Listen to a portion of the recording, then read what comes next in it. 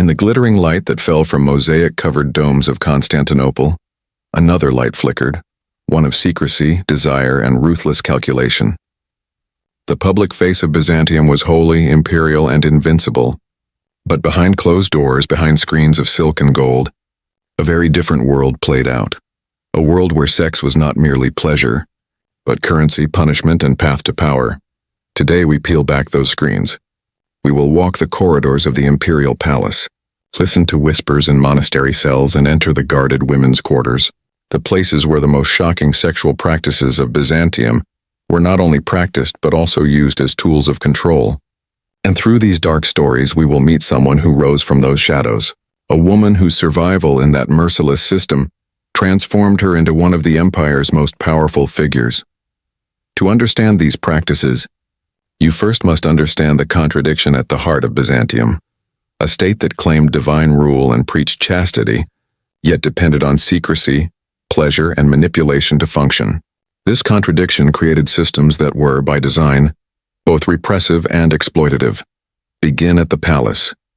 The Emperor of Constantinople was more than a ruler in law and ceremony. He was God's anointed on earth. Yet that godlike status came with appetites and privileges that defied public piety. Chroniclers whisper of emperors who demanded intimate tribute from their subjects, brides offered as favors, noble women summoned under the pretext of courtly honor, and lavish banquets that ended in spectacles designed to shock and humiliate. These weren't private indiscretions alone. They were demonstrations of power. To humiliate a rival's wife in public was to ruin a family's honor and remove political threats without a blade. Then there were the eunuchs, the shadowed servants who inhabited every level of Byzantine life. Castrated men served in the palace and the church, prized because they could be trusted around women and succession. But their existence was also a story of brutality. Slaves taken from afar were sometimes mutilated as children, their bodies transformed into living tools of the imperial system. Many eunuchs were exploited sexually by those who could get away with it. For some, castration meant a place of influence. For others, it meant lifelong vulnerability, commodified by those who viewed their bodies as safe objects of desire. If palace life turned sexuality into a weapon of court politics, the church offered a different but equally disturbing theater. Monasteries promised chastity, but chronicles record repeated scandals. Monks caught with lovers, novices coerced, and cloistered women used as pawns by ambitious clerics. Councils repeatedly had to legislate against monks and nuns visiting each other's cells at night. Legislation that, by its very existence, betrays how often the rule was broken. Confession itself could become an instrument of control. Priests in intimate sessions extracted secrets, then used them to punish, blackmail, or dominate. Public punishments carried their own sexual humiliation. Adulterers, especially women, were stripped, paraded, and flogged. Punishment was spectacle. It satisfied public fury while reinforcing social order. More chillingly, such displays turned bodies into instruments of shame that broadcast the state's power over private life. One tale tells of a noblewoman forced to walk under the jeering roofs of the hippodrome, her nakedness made into a lesson for the masses and eroticized punishment masquerading as justice. Prostitution in Byzantium was not hidden. It was woven into the urban economy.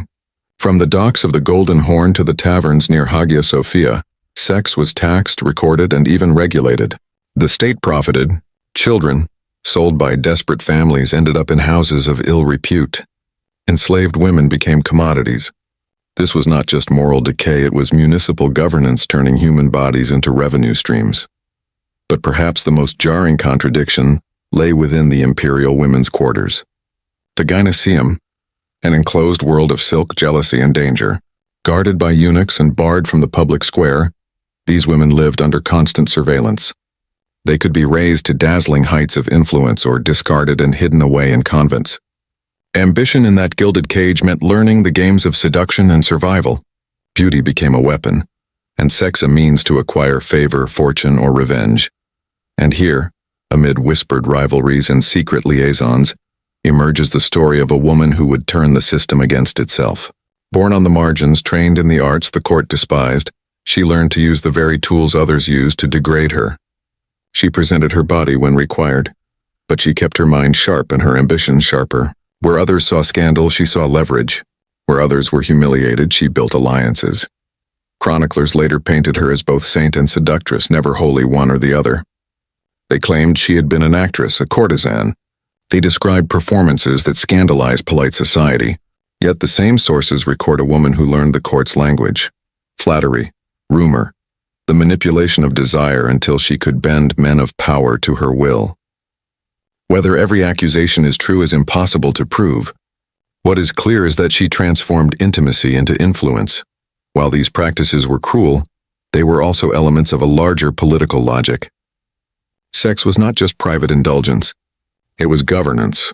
An emperor's choice of consort, a bishop's secret lover, a eunuch's confessions each could alter alliances, secure loyalties, and topple rivals. In such an environment, a skillful woman could convert sexuality into a ladder to the top. Foreign visitors and enemies loved to exaggerate. Crusaders and Arab chroniclers delighted in portraying Byzantium as a den of vice, a way to justify political hostility. These accounts are often colored by prejudice. Still, even bias cannot erase repeated patterns. The repeated laws against sexual misbehavior, the scandalous anecdotes that recur in diverse sources, the monetary records showing taxes on brothels. Together they sketch a society where repression invited obsession, and obsession became statecraft. By the twilight years of the empire, as civil wars and fiscal collapse gnawed at Constantinople, the lines between sin and governance blurred further. Desperation amplified vice. Rulers, starved of legitimacy, relied increasingly on theatrical displays of power and scandalous personal indulgence. The stories of bribery, poisoned rivalries, and eroticized public punishment became the stuff of chroniclers' warnings, a morality tale for a decaying world. So what do these horrors teach us? They show us that sexual repression and political power are a volatile mix. When desire is forbidden in public but ungoverned in private, it breeds systems of exploitation, and within those systems, survival often required mastering the very mechanisms of control. The woman who rose from the margins understood this. In a world that weaponized bodies, she weaponized herself. She turned shame into strategy and scandal into sovereignty. Whether history remembers her as a sinner or a savior, her rise proves one truth: where power flows, so do secrets, and those who learn to navigate them can change the course of empires. The glitter of Byzantine mosaics hides many things, but if you look closely at legal codes, at the whispered scandals in monastic records, at the architecture of the palace itself, you see the patterns: control, surveillance, and a political system that converted private bodies into public leverage. These are the most horrifying sexual practices of Byzantium, not simply because they were obscene, but because they were efficient, systematic, and central to how an empire ran.